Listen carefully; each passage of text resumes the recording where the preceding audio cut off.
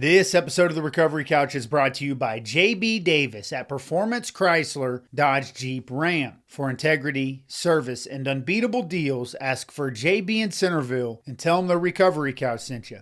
Hey, what's up, guys? Welcome back to the Recovery Couch. Just want to send you a reminder that my autobiography, Step 4, is in editing and will be released this fall. It's a testimony of pain, grace, and transformation. Aside from that, my friends, welcome back to another episode of Don't Get It Perfect, Just Get It Started. It's a mini-series we're doing here on the Recovery Couch. I'm your host, Brandon Couch, and this is episode 3 of our series called God Can Use What You've Got.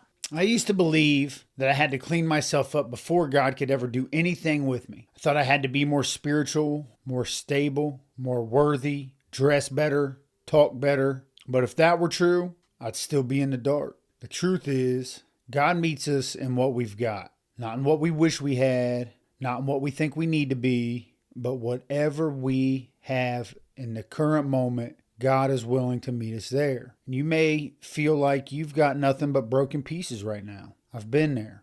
A history of decisions you regret, a heart full of doubt, a past full of pain. But one thing I've learned about God is that He specializes in using broken things to tell whole stories. Take the Apostle Paul, for example. He was killing Christians. King David, that slayed Goliath. Adulterer. Made sure the man died after he slept with his wife. And God used their broken things to tell a bigger picture story of redemption. And He can do the same thing with you. He can do the same thing with me. When I started my recovery journey, I didn't have money, to be honest with you. I didn't really have a status aside from like a negative status of, man, don't mess with that guy. He makes bad decisions. I didn't even have trust from my family. But the one thing I did have, aside from my relationship with God, was willingness. I had breath in my lungs. I had one desperate prayer that said, God, help me. Because at this point in time, I just can't help myself. And you know what? That was all it took for Him to go to work. That was all it took for God to start building in me what I couldn't build in myself. That was all it took for God to get to work on building this platform, for helping me author a book. That was all it took, was me surrendering to God before He stepped in and said, all right, Brandon, it's time to make something happen. You see, we don't need a pulpit to have a purpose, and we don't have to have a platform to make an impact, and we don't need perfect faith. Quite frankly, the Bible tells us we need the faith of a mustard seed. You ever seen one of them things? They're tiny. God used Moses, who had a stutter.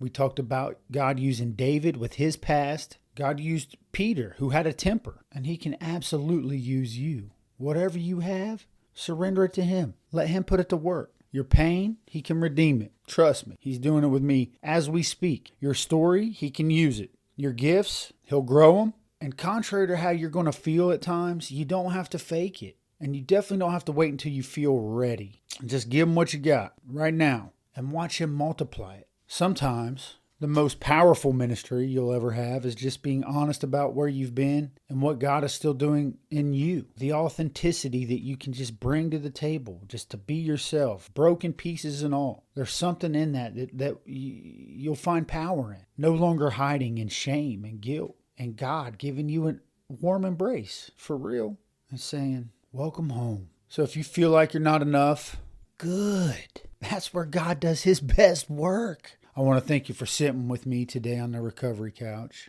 Don't forget, my book, Step 4, will be releasing this fall. It's full of moments just like this one. Messy beginnings, unexpected grace, and the God who never gave up on me, even when I, quite frankly, had given up on myself. Make sure to subscribe so you don't miss episode 4.